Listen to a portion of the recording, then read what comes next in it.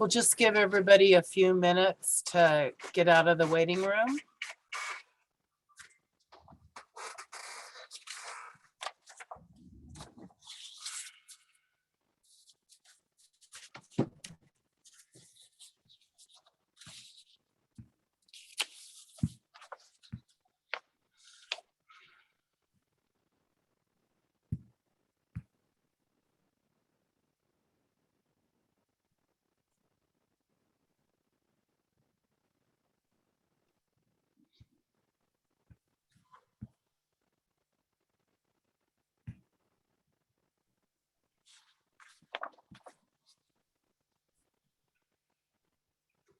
Welcome, everybody. I'd like to turn it over to Leah Vincent to talk about interpretation. El espacio a Leah Vincent. Hola. Go ahead, Leah. Hola, muy buenas. ¿Escuchan? Yes. Okay. Muy buenas tardes. Mi nombre es Leah. Estoy aquí con mi compañera Ruby y vamos a ser sus intérpretes entre el inglés y el español el día de hoy. Good afternoon. Good afternoon, everybody. My name is Leah, and I'm here with my partner Ruby, and we will be your interpreters between Spanish and English today. Practicamos en el marco de la justicia lingüística, lo cual asume el compromiso de asegurar que todas personas tengan el mismo acceso a la información, las conversaciones y las decisiones y que puedan expresarse y participar plenamente. We practice in a framework called language justice, which involves the commitment to make sure that everybody can access the same conversation, information, and decisions, and that they can express themselves and participate fully. Vamos a usar la herramienta de interpretación de Zoom, que ya está activada. La interpretación es para cualquier persona que no se sienta 100% cómoda en los dos idiomas. Por favor, escoja su idioma preferido y permanezca ahí por toda la reunión. Si es completamente bilingüe, o sea, 100% cómodo en los dos idiomas, puede dejar la interpretación apagada. We will be using the Zoom interpreting feature, which is already activated, and the interpreting is for anyone who is not 100% comfortable in both languages. Please choose a language channel and stay there for the duration of the meeting. If you are fully bilingual or 100% comfortable in both languages, you can leave the interpreting off. Si nos acompaña por computadora, verá un icono de un mundo en la parte inferior a la derecha de la pantalla de Zoom. Es un círculo con líneas. Le da clic allí y va a escoger inglés o español. Si nos acompaña por celular o tableta, hay un botón con 3 puntitos blancos, dice más o more. Ahí le da clic, aparece otro menú, dice Language Interpretation, interpretación de idiomas. Y puede escoger inglés o español y luego finalizar o done. Cualquier problema que tengan nos avisan en el chat. Y entonces, if you are joining on a computer, you will see an icon of a globe or a circle with lines in it. Click in the bottom right of the Zoom screen. You'll click there and choose English or Spanish. If you're joining us by a smartphone or tablet, it's a different button. It has 3 small dots and says more. Click there. From there, you choose the menu language interpretation. And from there, you choose language English or Spanish, and then click done. If you have any problem accessing the interpreting, please let us know in the chat and we will help you out. Nada más unos recordatorios muy breves para una comunicación equitativa. Por favor, mantenga apagado el micrófono cuando no hable. Por favor, solo una persona debe hablar a la vez. Es imposible interpretar más de una voz. Por favor, hable claro y fuerte directamente al micrófono. Y también, por favor, se les pide que lleve un paso moderado y no se olvide de respirar entre sus ideas, ¿sí?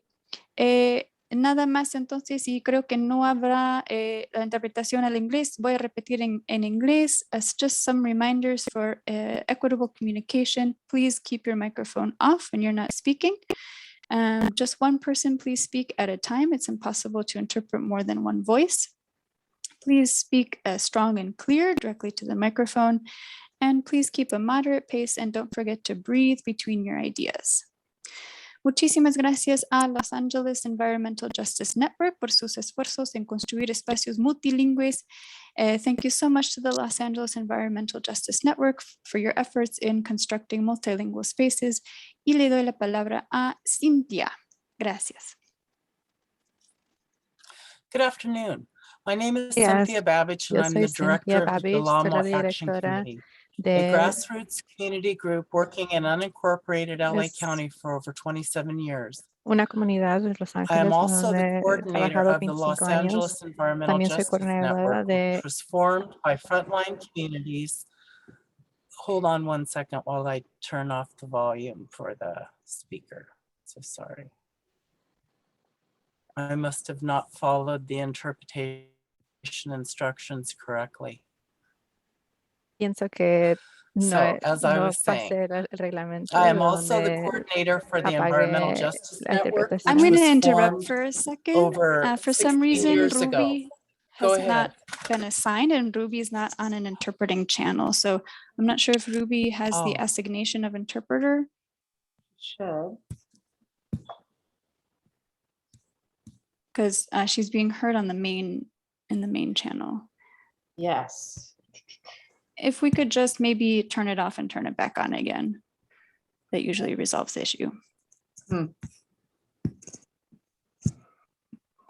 So I don't, hang on.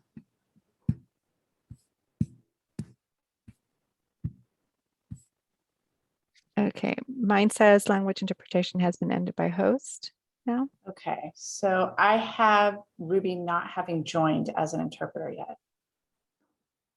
I'm here. I don't know how to. She needs to be assigned. She needs to be assigned. So Is the that same something thing that Crystal can help us with? Got it. whoever is the host. I got it. Thank you. Did that work? Yeah, I believe.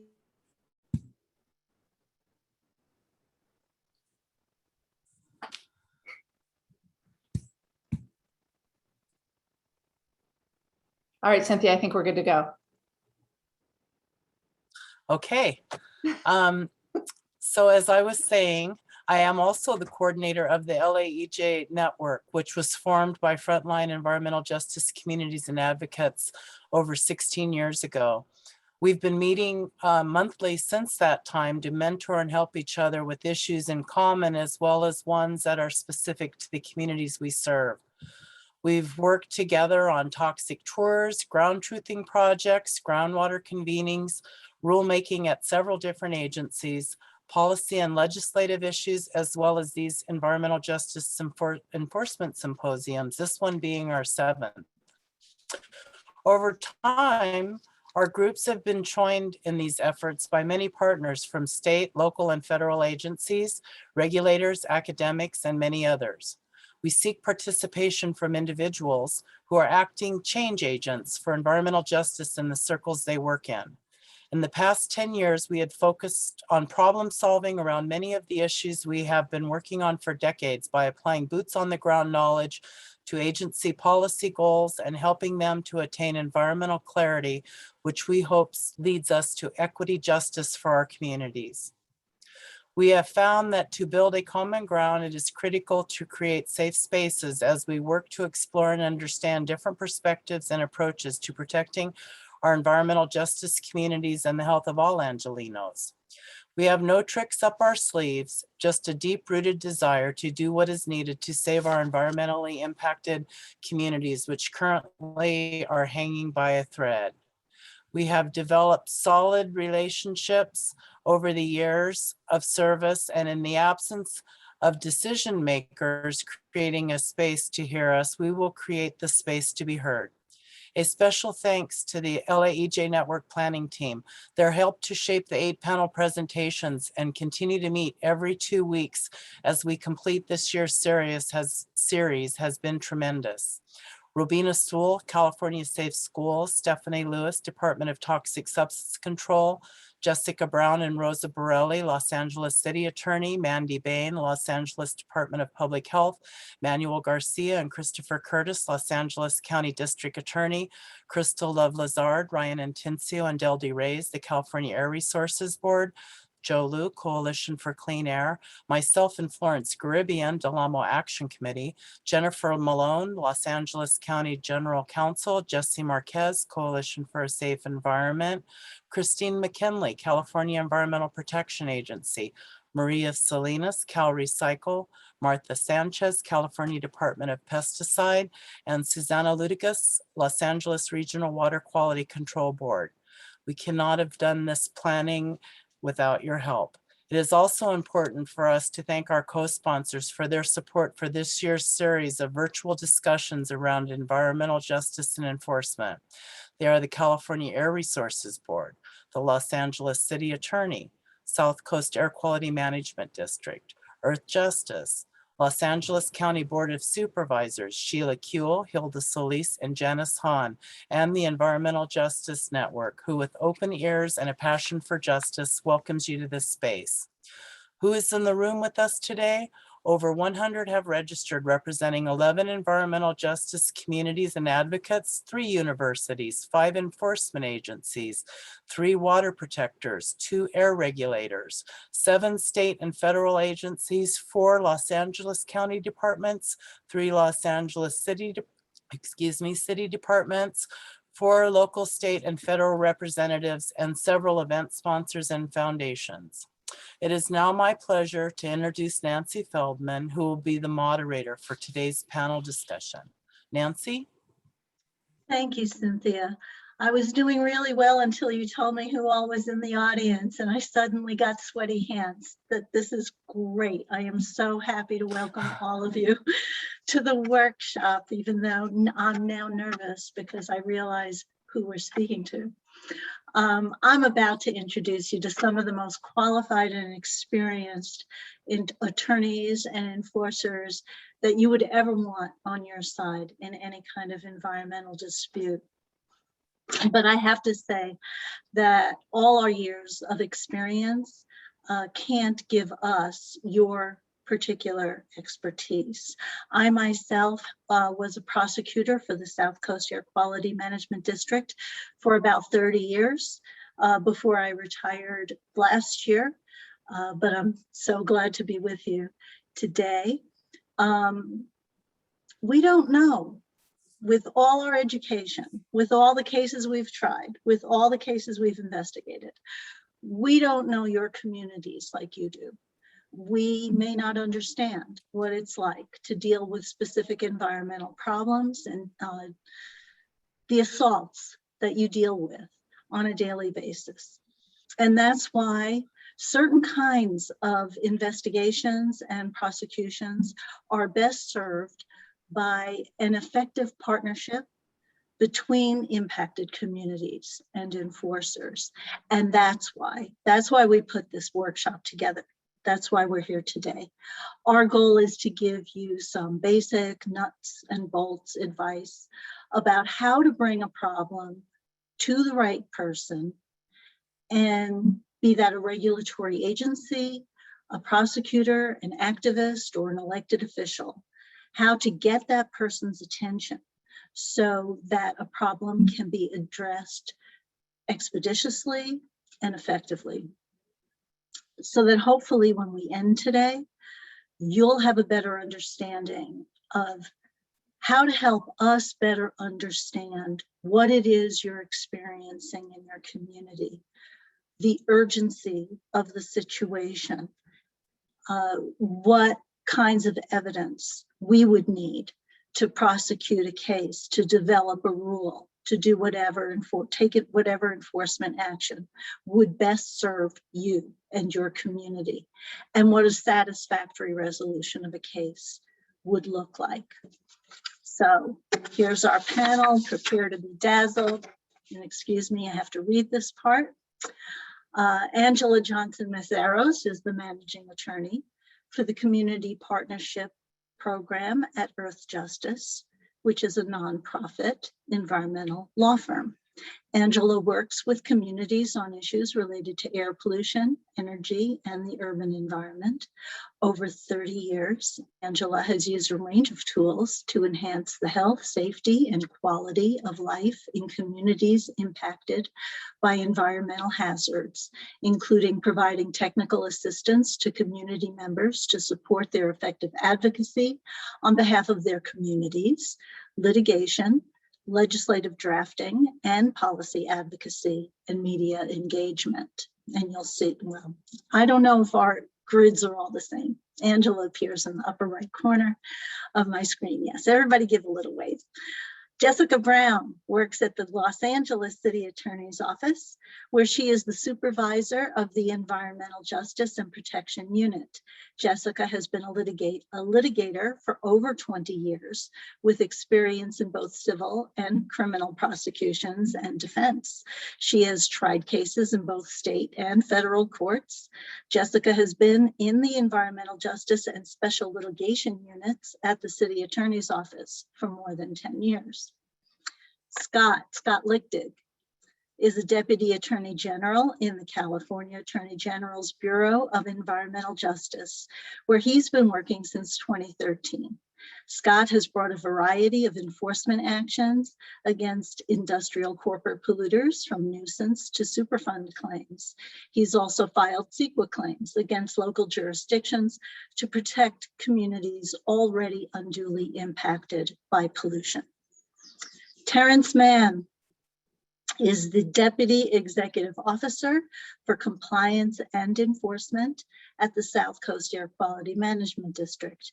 Terrance is responsible for ensuring that stationary sources within the South Coast AQMD comply with comprehensive rules designed to help meet federal and state ambient air quality standards, reduce toxic emissions, and address other air quality issues.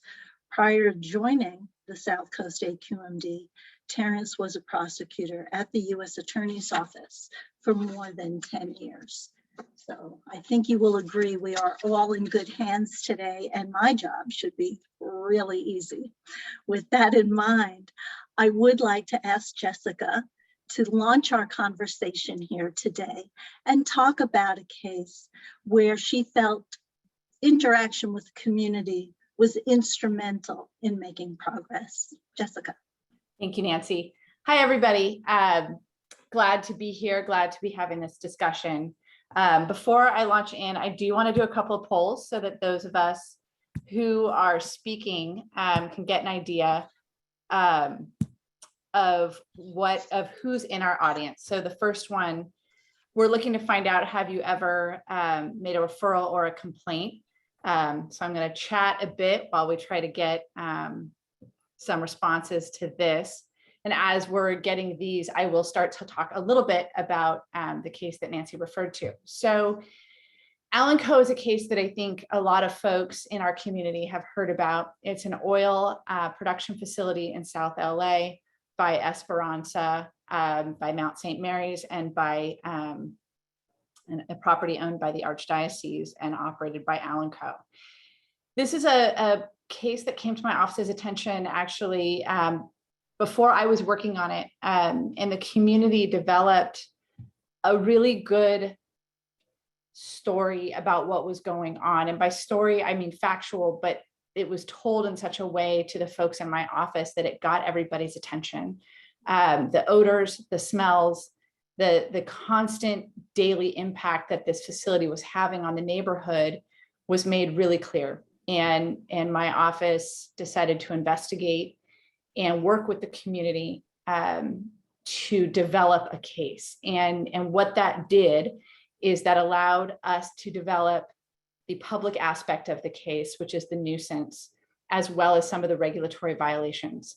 And that case ended up being very instrumental in not only developing a new tool and a model for private-public partnership and prosecuting these cases, but also taught me a lot about how to develop these cases with a community group working with us and what works and what doesn't. That case resulted in a civil law enforcement action and ultimately a final judgment that required Alanco to come into compliance, stop emitting, and put up air monitors at the fence line.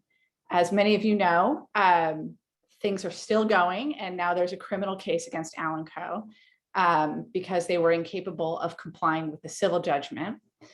But something has come up in that now, wherein the Department of Public Health has been instrumental, and one of our partners has been incredibly instrumental in pushing us to have regular meetings where we meet with the regulators and the public and talk about what's going on. And I think it's a neat model for transparency. I bring up that case not to have this discussion be a big delve into Alanco, because like many of our big facilities in LA, that could take up 3-4 hours, 6 days. I bring it up more because I think it's a good jumping off point where a community was able to get our attention, and we learned a lot both ways. So with that, I'm going to end the poll. So if you haven't answered yet, answer, please. And so it looks like we've got about 40% of our audience here has actually made a referral. So that's interesting. It's, you know, pretty good sized group of people. I'm going to launch the second poll so that we can get the second part of this. There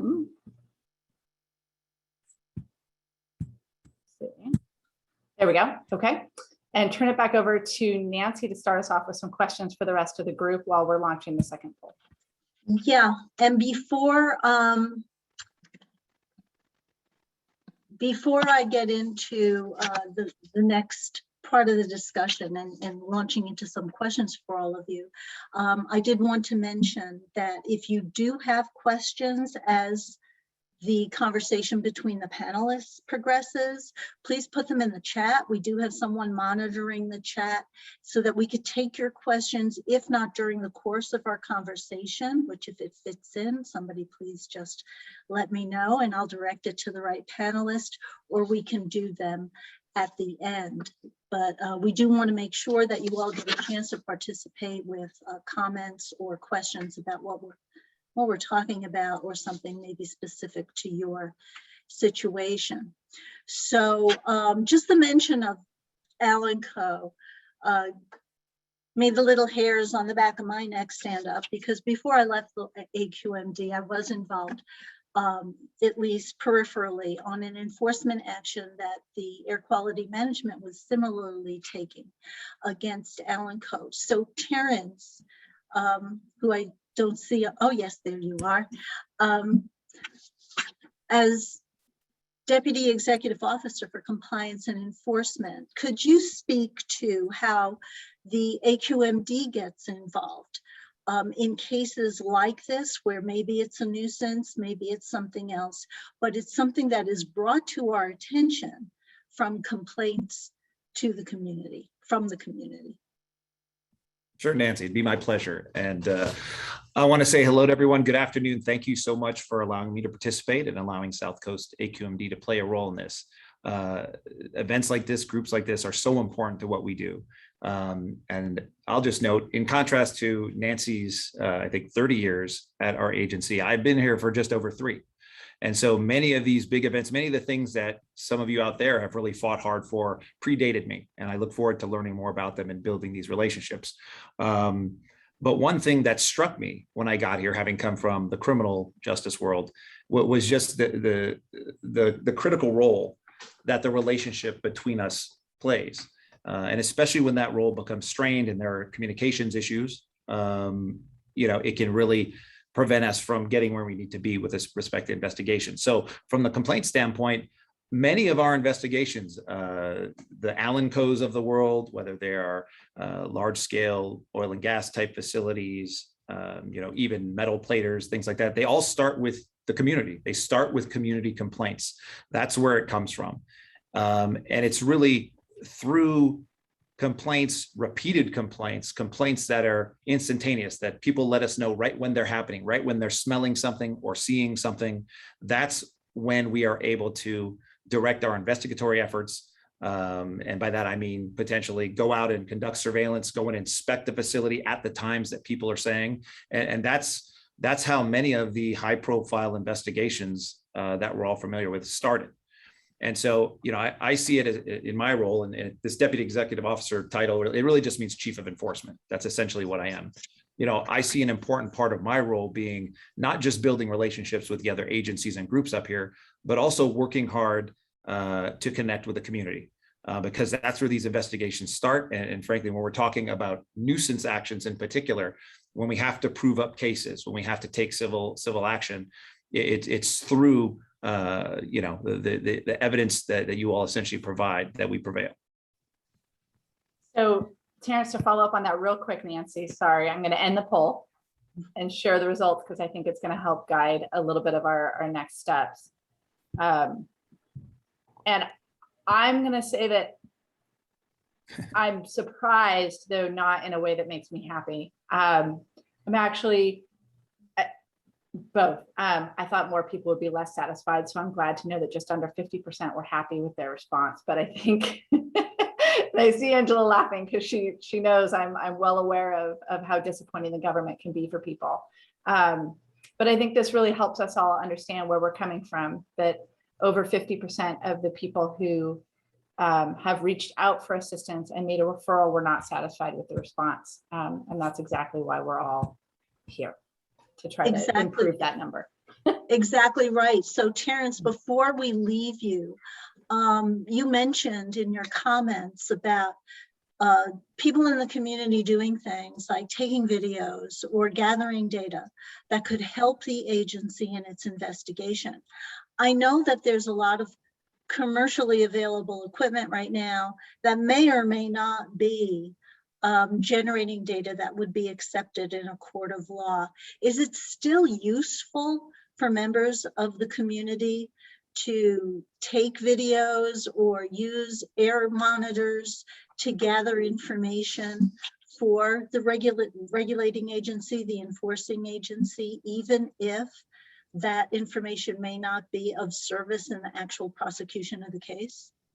I think definitely. You know, the more data, the more information we have, the better. And oftentimes for us to initiate the kind of investigation that can really achieve big results, you know, we need to know where, what time of day, and even sometimes down to the minutes. As anyone out here who's dealt with, you know, certain types of facility with questionable ownership, you know, they may wait till no one's looking to stick that hose out the back door or whatever it may be. And so all of that is useful. You know, I also don't want to have unrealistic expectations that if somebody gives us a video taken from a phone, that all of a sudden that's going to lead to, you know, a case being filed the next day or violations being issued. Normally, those things will function more like a tip, more like a way to guide us. Hey, this violation, maybe this crime is happening at this time of day and in this manner. But it is certainly useful, though. I'd be curious to hear what my colleagues on the panel think from their perspective. Yeah, let's go to you, Angela, because you have much more direct contact on an ongoing basis with communities that are disproportionately impacted by environmental offenses. And I think, you know, maybe this is a misconception, but I highly doubt it. I think that you engender more trust upfront going forward on a case where you're more likely to get people who are willing to tell you exactly what's happening, whereas they may be a little bit more reticent to take a complaint to a government agency. So what can you tell us about your interactions with the community and how you advise them in terms of developing a complaint to a point where it can be referred? Yeah, thank you so much for that question, Nancy. And before I answer it, I just really want to thank Cynthia and Robina and the whole committee for putting this together and for inviting me to join in. I really appreciate it. Yeah, so in terms of the trust that I may or may not engender in the community, I think that's really born more because you know, people more often feel like they can talk with us or Earthjustice talk with me and maybe get some kind of timely assistance as compared to experiences where they've been reaching out to to regulators or to prosecutors that have been a little bit more difficult, or concern that if they show up in those venues, they won't be well received or get the kinds of help that they're looking for. So what that means, I think, as a practical matter, is the advice that I give to communities is first to assure people and to try to live the life that demonstrates that I stand with the community. I stand with the community. I see you. I hear you. I am here to fight for you and to assist you in every way that I can, not only to deal with the environmental issue that you are addressing, but also to really challenge the structures that result in communities facing the kinds of challenges, environmental challenges that they face. So deal with the political, deal with the social dynamics that are active in those cases. And then when we think about the challenges that communities are facing, to really assure people about three things that I am confident to my core are true. The first is nobody knows your community like you know your community. And so you're not looking for somebody to take care of something that's happening in your community. You are showing up to be a leader and to insist that things that are happening in your community get addressed. Assist in a way that is helpful, but to be persistent and insistent that you deserve a solution to the problem that you're facing. The second thing that I'm confident is true is that folks in a range of agencies are there because they want to be helpful. They want to be figuring out how to address these issues. And so part of your challenge is to figure out what can you do to let them do what they do. That is when you start thinking about how do you collect up information? How do you prove your point? How do you give people visibility into what it looks like in your community to be dealing with this polluter, right? So to think about how do you, if you've got complaints about odors, how do you capture that? If you've got complaints about noise, how do you capture that? Traffic, whatever your complaint is, how do you capture it so that you can demonstrate it? Not because people don't care, and not because people think you're untrustworthy, but because, to be candid, the system is set up to protect the polluters and not you. So you've got to do the work on the front end for them to get, for them to be addressed on the back end. That's just the candid reality. And then the third thing that I tell people is the fight is long and it's hard. And you don't, the reality is we talked a little bit about Alanco, and yes, it was the complaints from the community that spurred into action these agencies who have stepped in and have been working on this issue now for quite some time. But the reality is that there were thousands of complaints before there was action taken, happening over many years before action was taken. And, it took, getting the ear of, a senator to start to move that process forward. It took smart, concerted, organized effort to move these structures that on the one hand are here to address these kinds of issues, but on the other hand are, I don't want to say this in a way that's nice. On the other hand, face challenges, institutional struggles and challenges, sometimes to do the right thing. And many of us who are on the front lines or who are working with people on the front line know what that looks like. You finally get somebody's attention, but 8 years later, they're still going through the process. And in the meantime, the thing is there. So, yeah.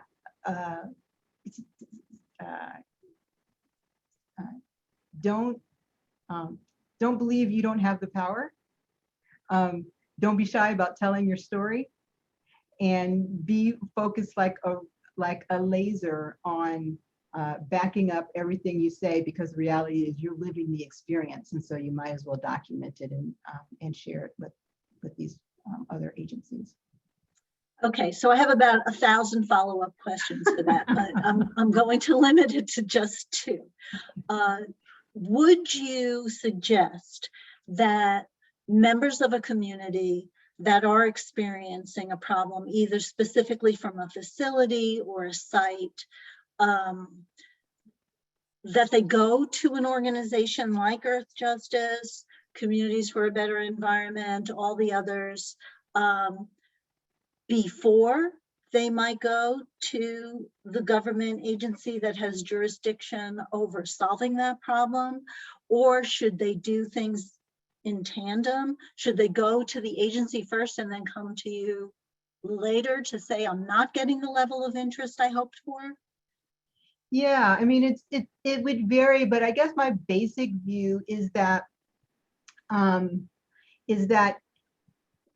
to the extent that a community can organize itself, start to collect up information, think about what they want, bring together their neighbors to deal with an issue, that is effort that will always be helpful.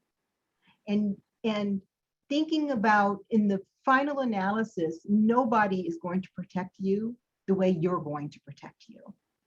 So I urge people to work with their community resources, meet their neighbors, hold community meetings in people's living rooms and in the driveway and at the local park, to get to know each other, to build a relationship that allows you to share out the work that's going to happen over the next who knows how long, right?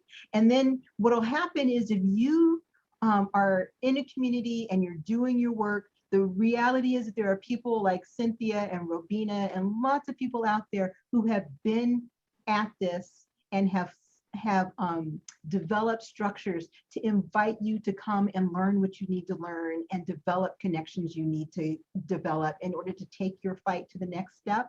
But nobody's going to save you. You are going to have to save yourself. And you should always start with yourself and your neighbors and then go from there. Okay, I'm going to have to save my other questions because I don't want to take too much time away from long-winded, everybody I'm else. sorry. No, I love what you're saying. So Scott, we're hearing from people who are really focused locally and have very specific jurisdictions over these kinds of problems. You work for the Attorney General's office, and I think some people might see you as sort of inaccessible. You know, the AG's office generally, that you have the entire state that you're responsible for, and you probably just deal with other government agencies. How accessible are you to members of the public when they have problems and they want to reach somebody who might make a difference?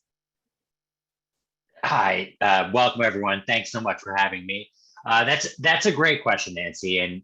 And the honest answer is that, you know, the Bureau of Environmental Justice is relatively new. It's 3 years old, you know, just in government years, that's relatively new. And we are expanding, but we are a limited number of attorneys. We're currently 6. We're going to be growing to a couple more in the next few months as it's being expanded under the new Attorney General. But we are very accessible. To answer your question directly, we are very accessible, despite whatever preconceptions people have about the Attorney General. And I recognize that in the past, environmental justice has been a focus of my office, but not to the extent I think it is now. As we are seeing in a lot of different government agencies, a course correction in terms of creating a voice for these different communities. And so my email is scott.lichtig@doj.ca.gov. I'll put that in the chat, but I am very reachable. People do email me and ask questions all the time. But that said, you raised an important issue in terms of you know, whether it's Terrance or Jessica that are on the ground working for the government and are part of a regulatory agency that are working as attorneys, whereas the Attorney General's office is a law a law firm, for better or worse, that represents certain clients. And in the Bureau of Environmental Justice, those clients are often the people that contact us about these issues. But at the same time, I don't have inspectors necessarily at my fingertips that work for the Attorney General's office, like Jessica might or Terrance might, to go out and do testing, upon receiving a complaint on that day, or that sort of on these sort of immediate local issues. And so what we tend to get involved in more often are systematic problems that perhaps are not being addressed by the local officials, or that people don't feel, the 53% that were unsatisfied with the answer, to have, another option and another voice to be heard. That said, I don't tell people that I'm going to come in and fix all of their problems. The people that live in these communities are smart enough to know that that's just not the way that this works. But to the extent that in terms of what gets our interest is oftentimes the community groups that have had conversations already with local officials and felt that there wasn't an appropriate response, or that the local official may need some backup in terms of the Attorney General's office because of a variety of different pressures that I'm sure you're all aware of when you're bringing these types of enforcement cases. And as Angela said, the system is not, the system has been, we've all seen what's out there. We know how hard it is. We know all of these different facilities that are out there that have been contributing serious pollution. And it is a difficult fight, but I think, it is really important for the Attorney General, both the AG Becerra and now AG Bonta, that a lot of the communities that felt that they were not quite getting that representation have a half a dozen and growing attorneys to help them.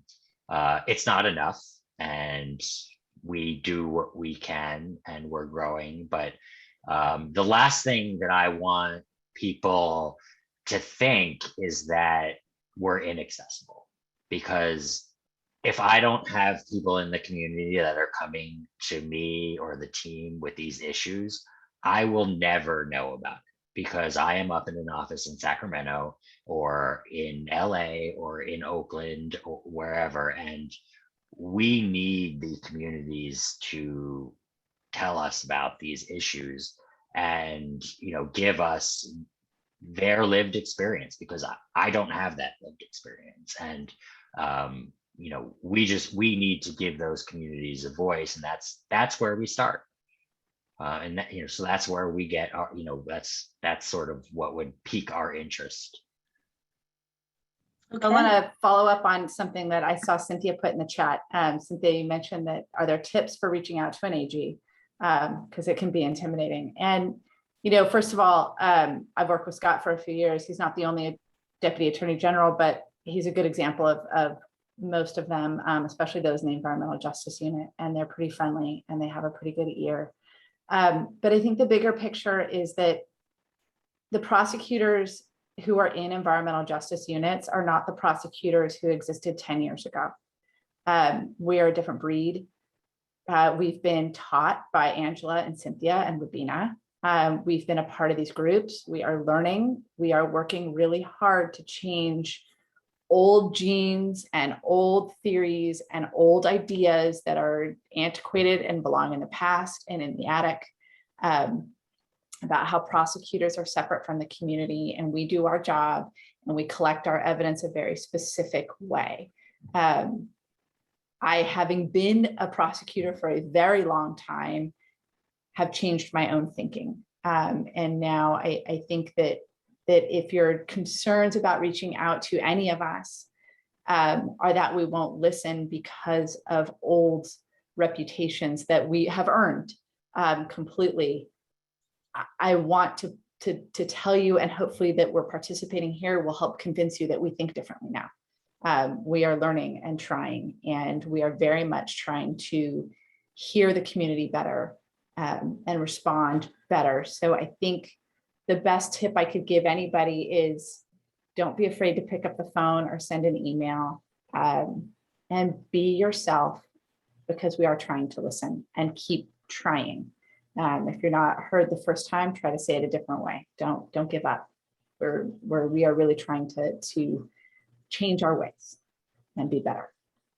Let me stay with you, Jessica, for just another minute in that regard, because once you make that initial contact, you have to know how to tell your story and do it in such a way that the person on the other end is really going to understand what it is you're trying to say and the gravity of the situation, and assess a level of urgency to the problem. You know, is this asbestos? Do I have to send somebody out right away? Is this a toxic emission? Is this, you know, water that stinks to high heaven and you don't know why?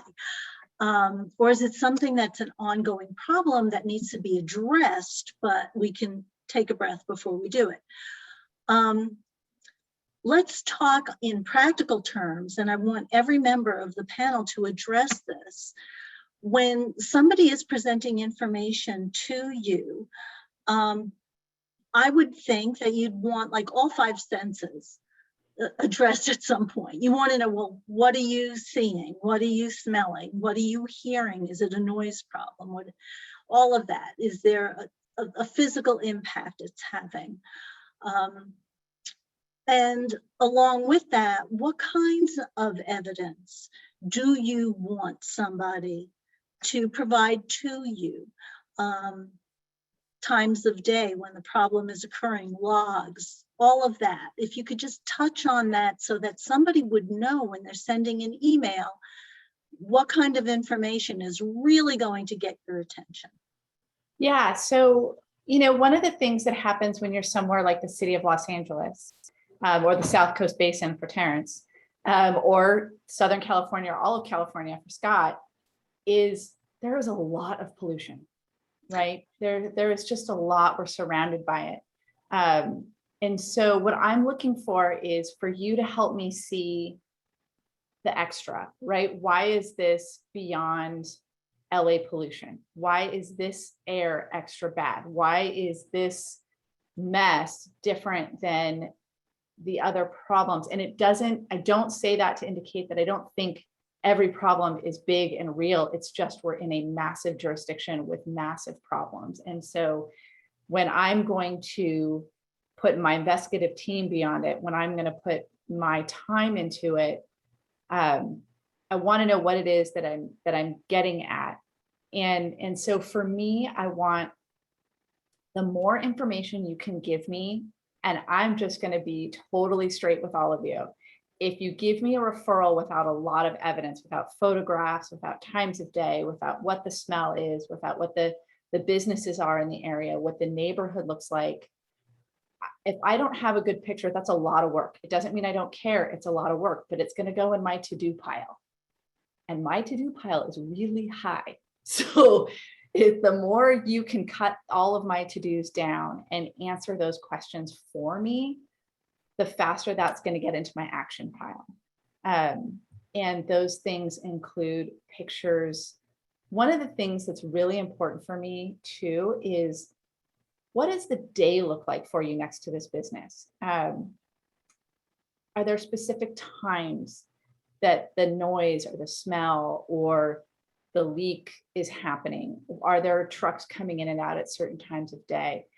And the reason why I'm looking for that is because my mind is thinking about what are the violations that I can use to get control over this business to get them to comply with the law, because I believe you're nuisance.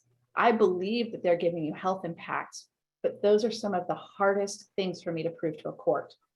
The easier things for me to prove to a court are the violations of my city code, of my environmental codes. And so I'm looking for all of those other hooks that I can just dig in really quickly and get to a defendant and stop their conduct faster. The story and the life and the impact on you is what makes a judge or a jury care. What gets me over the guilty hurdle, what gets me over getting a defendant to come into compliance are the really ticky-tacky laws that give me good hooks. And so that's what I'm looking for. I think of cases that have been brought to me in the past where I have done deep dives. Some have been successful, some haven't. Come with a lot of information with them. A really good story of what the impact is. Is it one business? Is it an industry? Are there known health causes? Do you know what's coming out of it or not? Do you know what they're hosing down on the street? Do you know what the emission is? If you don't, what does it smell like? What does it taste like? Is the business giving you car wash cards because the dirt or the emissions are causing your cars to get dirty? Are they handing out little car wash tickets to you every week? These are things that help me figure out if I can even get somewhere or not with a case, and help advance it into that, well, there's just a couple more steps I have to take to really push this across the line and find out if there's something there or not. Thank you. Terrance, I'm going to turn to you now, because I'm sure you agree with Jessica that a day in the life kind of description of a problem. This is what I'm dealing with. This is the time of day I'm dealing with it. When I take the kids to school, or in the middle of the night, this is when I'm hearing the noise, whatever it is. Can you expand on that in terms of, you have a staff of professional inspectors who are trained to go out and get to the root of the problem and to figure out the cause of the problem, which is really critical in any kind of investigation. What kinds of information are you looking for from the impacted community? What is not compelling to you, if you can even think of something to characterize with, like, don't waste your energy doing this, concentrate on that. And also, if you could give some tips to the community, because it always made me nervous, on what not to do. Like, don't infiltrate a facility and try and collect evidence yourself. That's an obvious one. But is there anything else that you would advise members of the community who can get very zealous because they're distressed not to do? Right. I was just going to comment that Jessica said so many interesting things that I had a million questions, but I'm gonna go with what you're saying, and let me couch this from the perspective of something that Jessica said, is that we're coming in, many of us on the agency side, trying to change old ways and old ideas and old concepts. And I'll just give one example, which is, I remember there was a senior inspector who since retired when I got here, and I was asking how an issue was handled. He went to the scene, talked to the people. That's not our thing. I said, oh, okay, it's not our thing. So what did you do? And he looked at me as if I was crazy. He's like, I left. Oh, okay, did you make a phone call? Did you tell them they need to call the Department of Public Health because it's an indoor air quality, mold is not our thing? And we went down this list of things. I was like, no, that's not what we do. Yes, it is. And so I'll say, we're not just changing approaches. From my perspective, we're breaking approaches and remaking them in much stronger, more effective ways. With respect to what we need most from folks, let me just reiterate this point. We need the complaints. We need them to call in when it happens. Our complaint system, so we are really boots on the ground, right? We're a first line of defense. Our system isn't like calling your credit card. You're not just going to get left on hold for 20 minutes and talk to somebody maybe in a different state, and then they don't really know and they send the message and an email eventually makes its way to somebody. Usually we're full digital. We will send out an email right away. And if it's during work hours, somebody will try to get over there as soon as possible. I know it hasn't always been this way in the past, but my instruction to the troops, to the inspectors, is we respond to every complaint. And so from that perspective, we want to know right away. We want to know, what you are seeing, smelling, hearing doesn't matter because it doesn't impact us, but dust, odors, what type of complaint, smoke. If it's an odor, what type?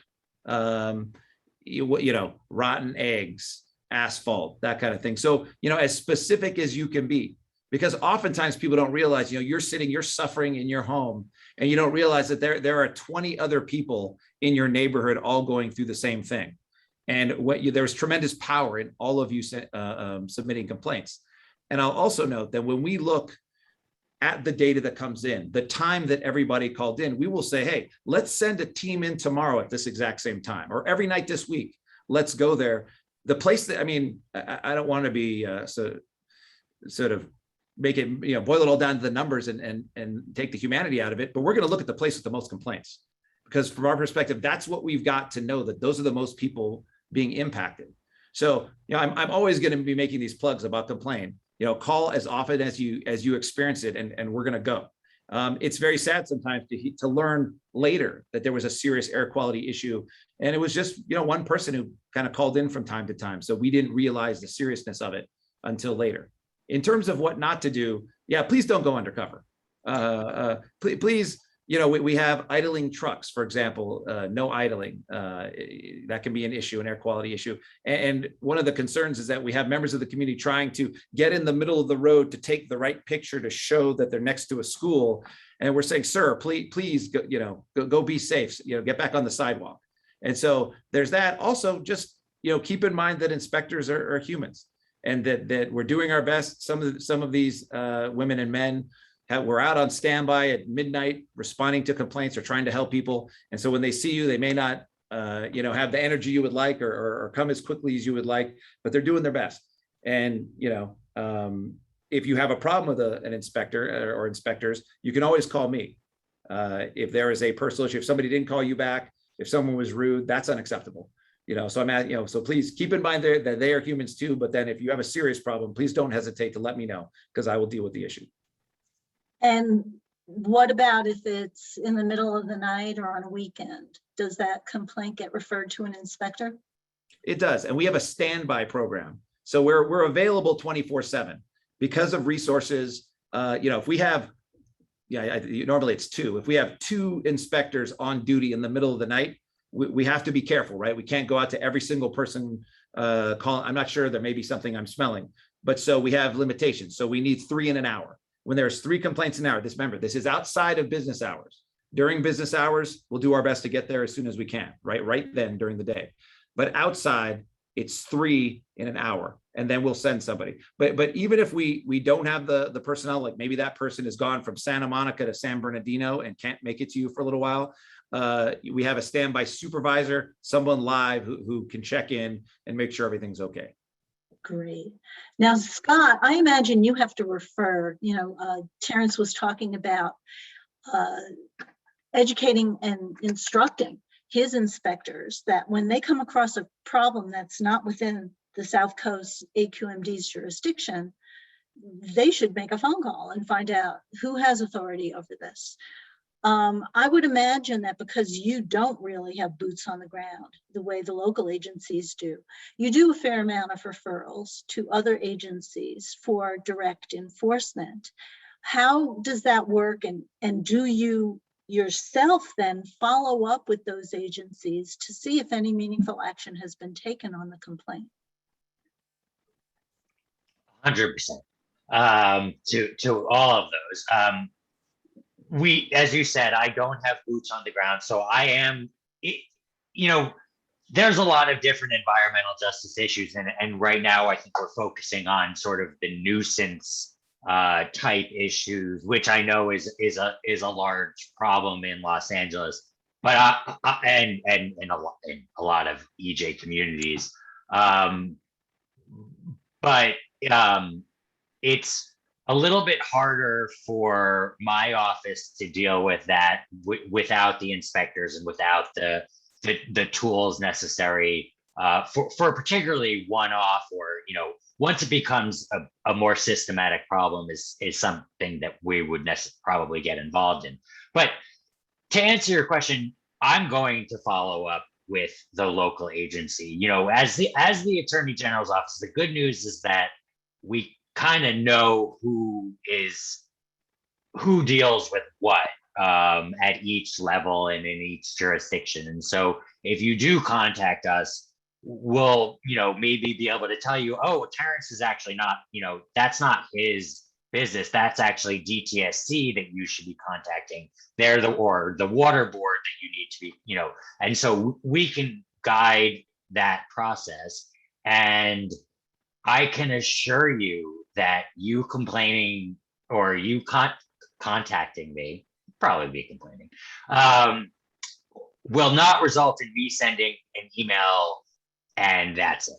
That's not how this works at all. I will send an email, have a conversation, review that, you know, I don't want to say that we are here to second guess local jurisdictions, because that isn't necessarily our job. And a lot of local jurisdictions do a very good job, but a lot of local jurisdictions don't. And sometimes, you know, someone needs to take another look, and for whatever reason that the issue may have not been handled appropriately the first time. And no, it's not going to be, I send an email and that's it. I'm gonna be really annoying and harass that person until I get, you know, and that's not to say that I'm going to do exactly what you want me to do, or fix what a problem you want me to fix, or shut down what facility you want me to. That's not how it works. But I'll at least get an answer. I'll get a reason as to why this is happening or what is not happening.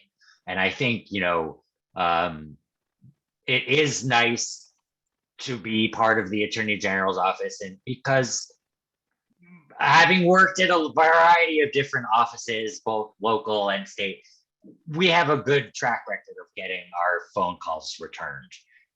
So, you know, it's a good way to follow up and to check up on those types of issues.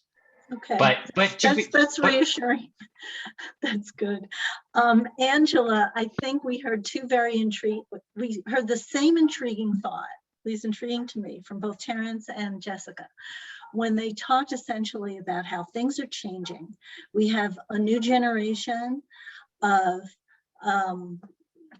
attorneys and inspectors and investigators who are a lot more sensitive to the needs of the community, a lot more transparent in how they do their work, a lot more determined to address the problem as a whole, even if it's not entirely in their bailiwick. As someone outside of government, do you see the change? Do you think things are changing for the better in those regards? Yes, and, but let me just start with the yes part. So folks like, I better know Jessica and Scott from work that we've done together more than I know Terrance and what's been happening there at the South Coast. But yes, definitely. These are people who at least are taking the time to hear, learn, understand, and do what they can within the boundaries of their institution to move things forward. And some of that is visible to us on the outside, and I'm confident that a ton of it is not visible to us on the outside. And I thank them every day for their efforts on behalf of the people of California, because this feels like an activity that would take immense patience and commitment and dedication to changing those structures that were literally built from the ground up to protect power and privilege. I mean, that's what they were for, right?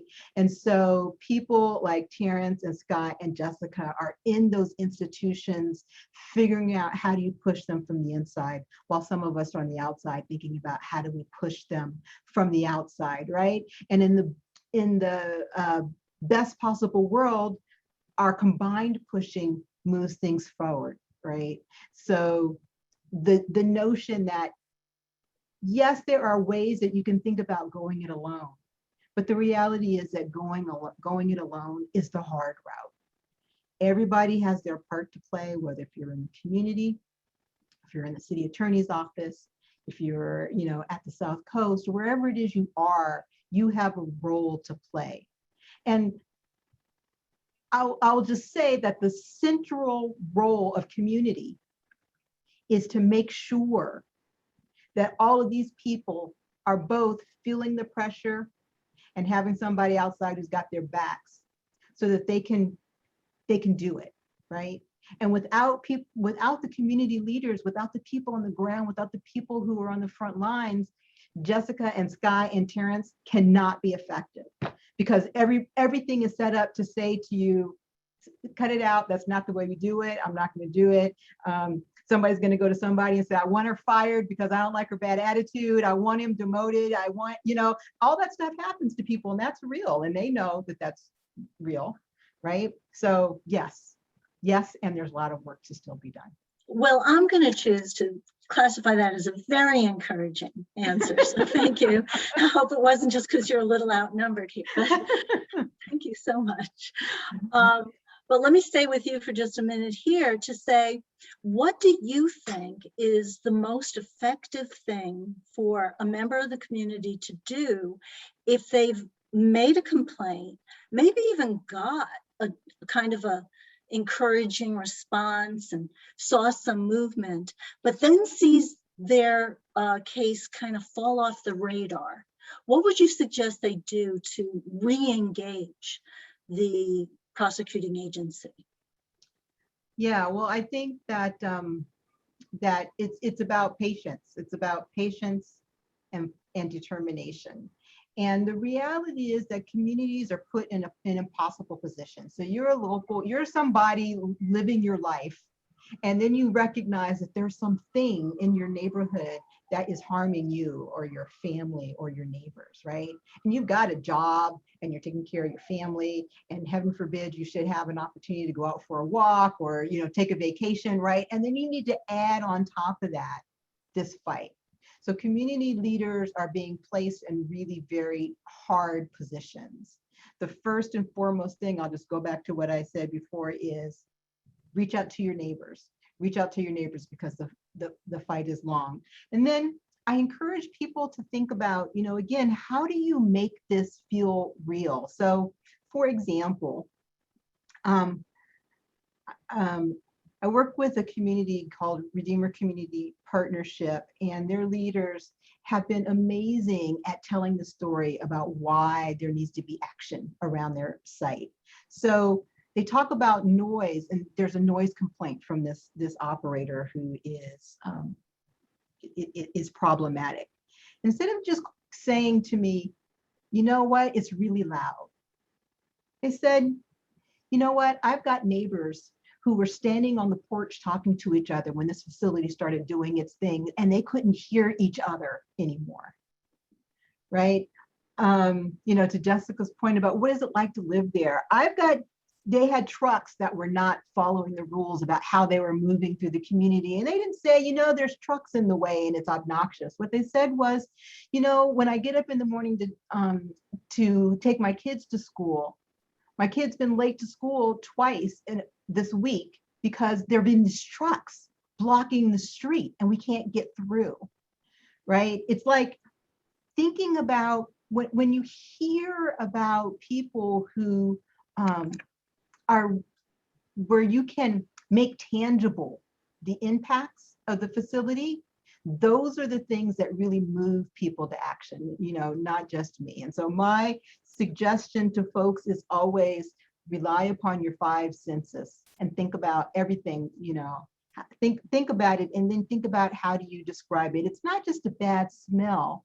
The smell was so bad that it was 95 degrees and we closed all our windows. And then we realized it was too hot to stay in the house. And so I took my young children and we walked, and we went to we walked for a mile to get to the library so that we just weren't at home with all that noise, right? Don't just say that there's a problem, describe what's happening. And that is what moves people to action. And ultimately, that's what makes people feel like, I don't know that I can do something about air quality, but I sure as hell can do something about the black cloud that's coming out of the stack and the smell that's driving you out of your home. I can do something about that, right? Make it tangible and real, just like it is in your life, is, I think, the key. Thank you. I think one of the takeaways I'm getting from the poll, and I agree with you, Jessica. I actually was a little assured by that there wasn't more negative, but still more than half are not particularly satisfied. And I wonder about the extent to which that might be based on unrealistic expectations going in. So that when somebody brings a complaint to an enforcing agency, they think the only satisfactory response is to immediately shut down the facility or somehow stop the activity in its tracks, and not remember, as Angela has been educating us, that it takes patience and determination, but to want an immediate response to what they see as a horrible problem, and they will accept nothing short of a complete shutdown of whatever is causing it. So starting with you, Jessica, how do you manage these expectations when you're working with an impacted community? So I really appreciate the jumping off point there for something that I think is really important for communities to understand about what a prosecutor is, and what we can do. And we are reactionary. By nature, we react to a problem. So there's a problem, whether acute, there's oil spilling out of the facility or big black clouds coming out, or a long-term nuisance, we respond to that, but we are not policymakers. And so very few laws that I have at my tool chest allow me to shut a business down.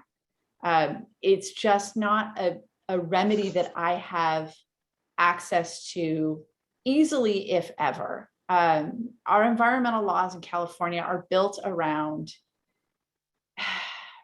yes, in many ways protecting a business as long as they comply, right? And so what that means is businesses that just shouldn't be next to homes and next to residences and next to schools get to stay there if they comply with the environmental laws. And that means if they haven't complied, I don't just get to shut them down and give them the boot.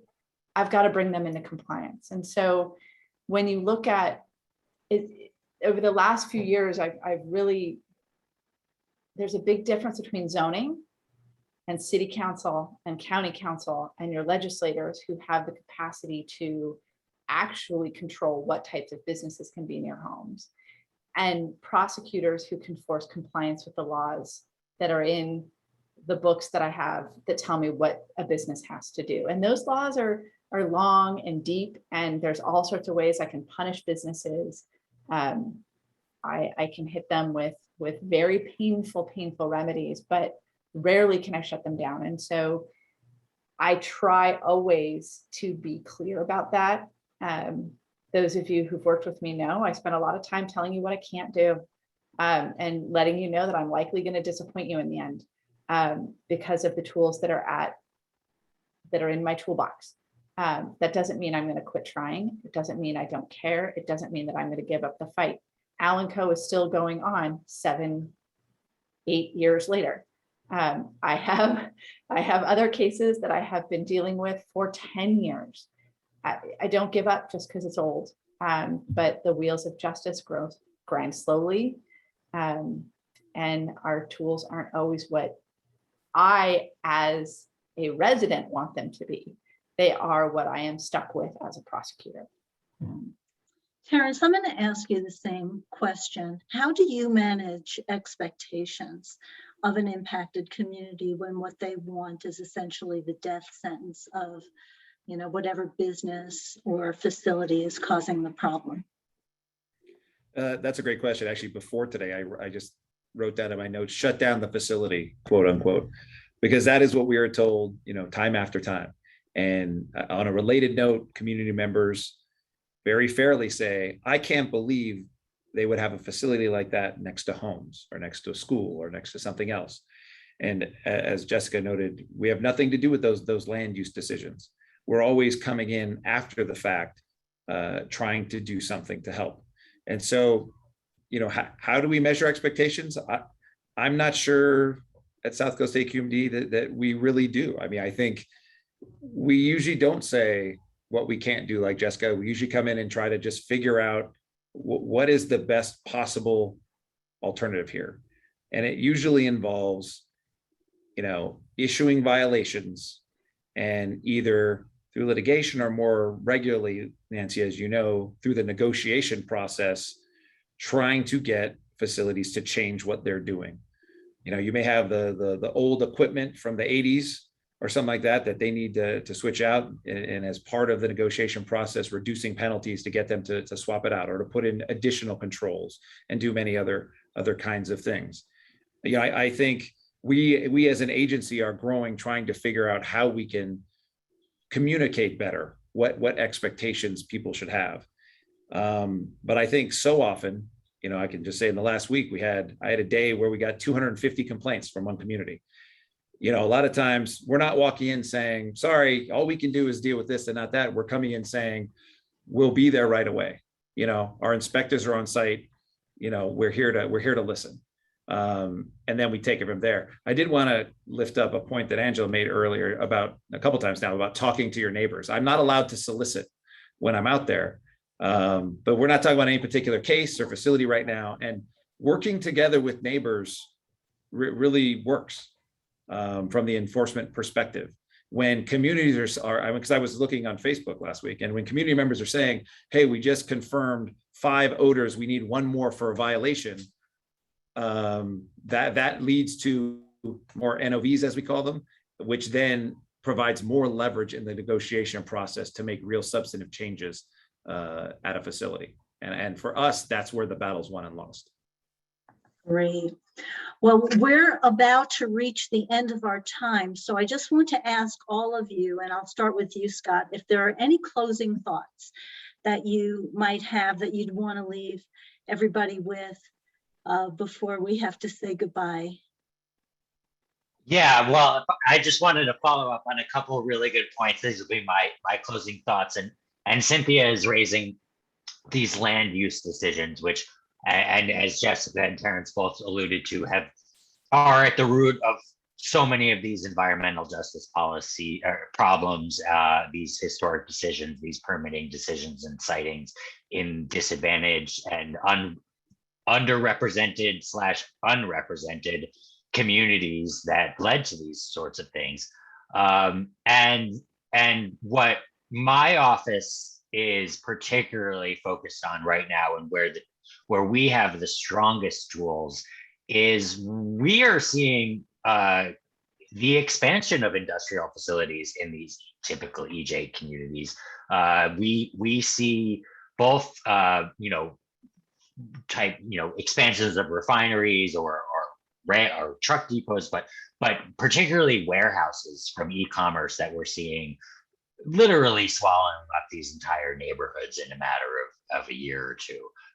And so, one of the important land use, while we do have all of these land use decisions that are historic and that are problematic, we really do still need to keep our eye on these new local jurisdictions that continue to permit these facilities and these new buildings that are just going to exacerbate already existing problems. And that, frankly, through the California Environmental Quality Act, CEQA, and we have a lot of tools at our disposal to prevent that from happening. And so I know we've been talking a lot about existing nuisances during this call, and obviously that's a huge problem for people. But I would be remiss if we don't also have people focusing on what they're seeing in terms of new permits or new developments happening in their neighborhood that we may be able to address on an easier, in terms of getting mitigation, in terms of getting supplemental environmental projects, mitigation funds for communities, and addressing things in that process. Jessica. There's my mute button. So, I've been following the chat, and I think one of the things that makes me the saddest in the position I'm in is that the communities end up being they are our eyes and ears, but that doesn't really say what it is, right? I mean, the community ends up being our test subjects. You end up smelling things that we don't have instruments out there smelling for you. You end up living things that we can't always stop. And I think everybody here would agree with me that that's not ideal. But it's where we are. And a lot of the tools, and a lot of the questions I'm seeing come through are about land use and how do we change that? And I see that politics is, there's a joke I always tell. I used to want to go into politics until I decided to go into a more honest profession and become a lawyer. So yeah, I mean, I hear you on this, but I think a lot of the tools that we are talking about to get my attention, to get Terrance's attention, or Angela or Scott, are the same things that you need to use to get the attention of your politicians. The way the public sees them matters to them, regardless of what you think of who they are deep inside. The way the public views them matters. And these tools work across the board in terms of trying to make change. There are a lot of problems out there, and there's a small group of us. The more of us there are, the more we can attack them. I think I wish, and I'm going to try to push this to a happier side, because I did want to try to honestly answer some of the things I'm seeing in the chat and acknowledge them and not shine over them and try to pretend like this is sunshine and rainbows. But the more we can work together and solve these problems, the more we're going to fix. And it is a slow process. There is stuff going on in the background. One thing Angela and I have talked about in the past is that she 100 years ago took me on a tour of the gas facilities, the oil and gas production facilities in the city of LA. And I was a baby environmental prosecutor, not a baby prosecutor, but a baby environmental prosecutor. And wow, did she open up my eyes. And from that day forward, oil and gas has been at the top of my list in the city. I've put together an interagency task force that brings enforcement, non-enforcement. I have planning people from city planning who meet with me. I bring the city side attorneys, and we all get together and talk. We have trained up our fire department to go do better inspections. And we're not shutting facilities down, but we are forcing compliance at a much bigger, broader scale. And while the community doesn't necessarily see that, because these are a lot of ticky-tack laws, we are forcing compliance in an industry that has not been forced to in a while. They're not happy about it, but they're getting stuck with it. So you are affecting change. Please don't give up. Please keep getting us out there in the community. Please keep telling us your stories. Please keep educating us, because we do respond and we do things to try to change the dynamic and the future of environmental prosecution. Terrance.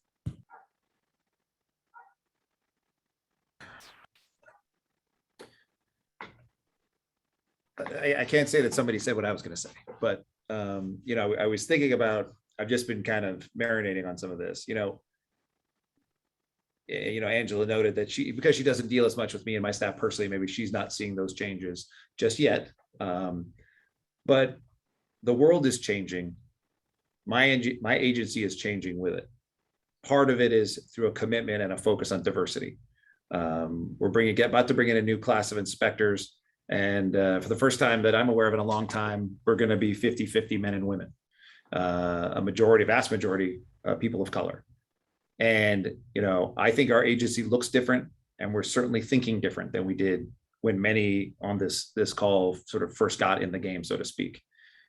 I'm not going to sit here and ask you to trust me, because trust has to be earned. But I hope that you'll give us another chance. And for those of you who, I understand it was sort of a broad range of complaints, but for those of you who called my agency and weren't happy with what you got, understanding the complexities, understanding we're not necessarily going to shut everybody down, But understanding that, I hope you'll give us another chance, and I hope you'll continue to engage in this process. Many of you are leaders in your community, so it's not just about you, it's about all of the people you represent and all the people you reach out to.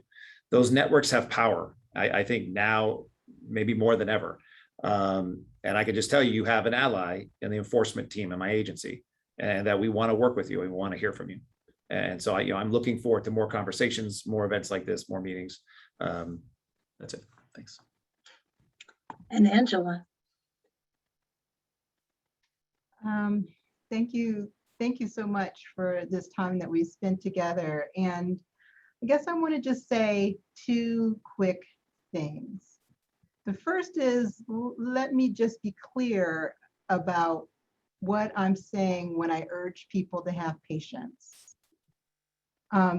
These facilities really ought to be shut down. They really should. If there was ever a time when it was appropriate for some of these facilities to be cited in the way that they were, that time has long since passed. And we should not shy away from that.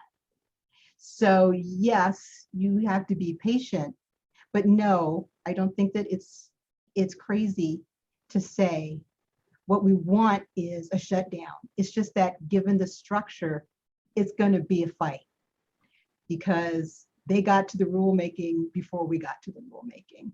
And so I am pleased that people are showing up and trying to turn things around and thinking about how they push their institutions. It's important and it is critical.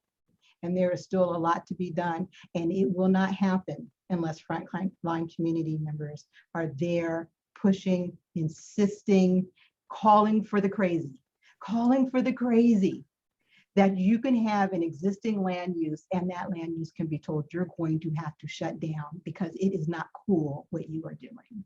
And I'll tell you that there's a process underway right now at the Department of Toxic Substances Control, where they're supposed to be thinking about how to incorporate cumulative impacts into environmental permitting. And there is much room for deeper thinking for the work that they are doing right now. So there is a lot of opportunities. There are lots of opportunities to not only address the immediate hazards and the immediate harms that are facing people right now, but to 100% of the time for people like us who get to do this job as a full-time activity, and for community leaders who have decided they're going to step in and stay in the fight, the Rabinas, the Cynthias of the world, to think about how do we insist on change that fundamentally addresses real people's lived experiences, to not shy away, to not back down, to engage in self-care so you don't burn out, and to find those people that you are going to run with, who are going to be with you when things are hard and celebrate with you when things are good. So as we think about enforcement, we should recognize it's an important sliver of what needs to happen. It's on the ground, it's right in front of us, it's important and it's critical. And it is has to be a companion to long-term structural changes that move us beyond what Jessica calls the ticky-tacky rules, right? Those rules are not accidents. Those rules are features of the system. And we are in charge of the system. And we need to do the work to make the system give us what we need, which is safe, opportunity-rich communities in which we and our children and our families and our neighbors can thrive. We're entitled to it. We should be demanding it. And let's all get ourselves together and play our part in making that happen. Thank you so much. That is our time. I do hope we answered all your questions. I so appreciate the opportunity for being able to participate in this. And thank you all for attending. Robina? Hi, thank you so much on behalf of the Los Angeles Environmental Justice Network. Thank you to our sponsors, to all of the attendees. To our absolutely phenomenal speakers and moderator, Nancy Feldman, Angela Johnson Meszaros, Jessica Brown, Scott Lichtig, and Terrance Mann. We hope there'll be plenty other opportunities for you to come together to communicate with all of us. And also a special shout out, thank you to Crystal Love Lazard from the California Air Resources Board, Stephanie Lewis of the Department of Toxic Substances Control for technical support. We hope you can join us for upcoming panels that are going to be coming. I put them in the chat. The absolute next one is September 15th at 1 p.m. Pesticide regulation and enforcement. Thank you all again. And when we can work together, great things can and they do happen. So thank you all for being here. Thank you. I'm going to end the meeting. Thanks.